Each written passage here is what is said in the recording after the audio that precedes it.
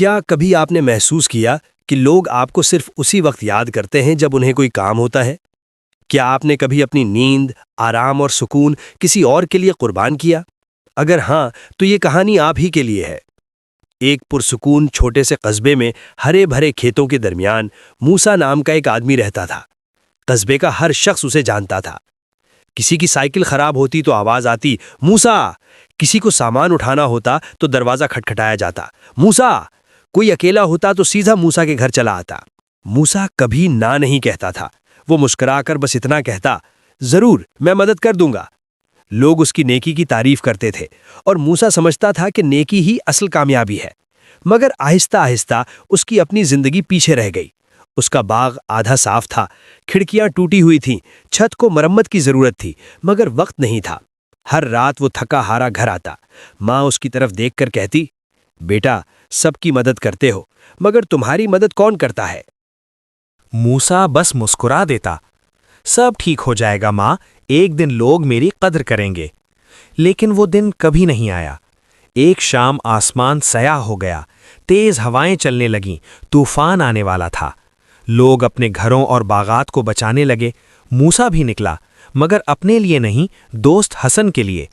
اس نے حسن کا سامان محفوظ کر دیا، مگر اس کا اپنا باغ کھلا رہ گیا۔ اور پھر طوفان آ گیا، بارش نے سب کچھ برباد کر دیا۔ موسیٰ سیڑھیوں پر بیٹھا کیچڑ کو دیکھتا رہا۔ ماں نے کہا، آج تم نے سب کچھ بچایا سوائے اپنے۔ اس دن موسیٰ کے اندر کچھ ٹوٹ گیا۔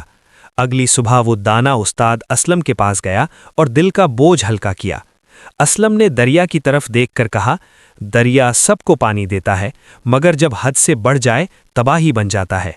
نیکی اگر حد کے بغیر ہو تو خود کو تباہ کر دیتی ہے۔ کبھی کبھی نہ کہنا خود کی حفاظت ہے۔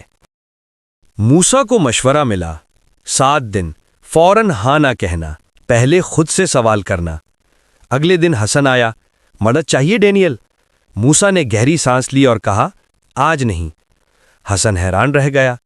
موسیٰ کو تھوڑا برا لگا، مگر اس نے اپنی ٹوٹی باڑ ٹھیک کر لی۔ پہلی بار اسے اپنے لیے کچھ کرنے کی خوشی ملی۔ اگلے دن بھی اس نے نرمی سے انکار کیا اور دل میں سکون محسوس کیا۔ چوتھے دن بارش آئی، چھت ٹپکنے لگی۔ موسیٰ نے انتظار کیا، مگر کوئی نہ آیا۔ وہ غصے میں نہیں آیا، اس نے خود اوزار اٹھائے اور اپنی چھت خود ٹھیک کی۔ وہ بولا، تو یہ ہے خود پر بھروسہ کرنے کا احساس۔ ایک نیا حوصلہ جاگ اٹھا۔ دن ہفتوں میں بدل گئے، موسیٰ بدل گیا۔ اب وہ ہر آواز پر نہیں دوڑتا تھا۔ اس نے اپنے باغ پر وقت دیا، گھر سنوارا اور خود کو اہم سمجھنا سیکھا۔ لوگ بھی بدل گئے، اب وہ اس کی عزت کرتے تھے، اسے استعمال نہیں کرتے تھے۔ ایک دن استاد اسلم آئے اور پوچھا، جب تم نے سب کو ہاں کہنا چھوڑا تو کیا دنیا ختم ہو گئی؟ موسیٰ مسکرایا، نہیں سر، میری دنیا تو تب سنورنی شروع ہوئی۔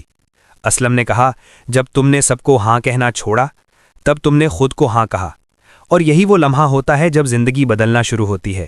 یاد رکھیں، نہ کہنا خود غرضی نہیں، طاقت ہے۔ یہ سکون کا انتخاب ہے، دباؤ کا نہیں۔ اپنی قدر کریں، دنیا خود قدر کرے گی۔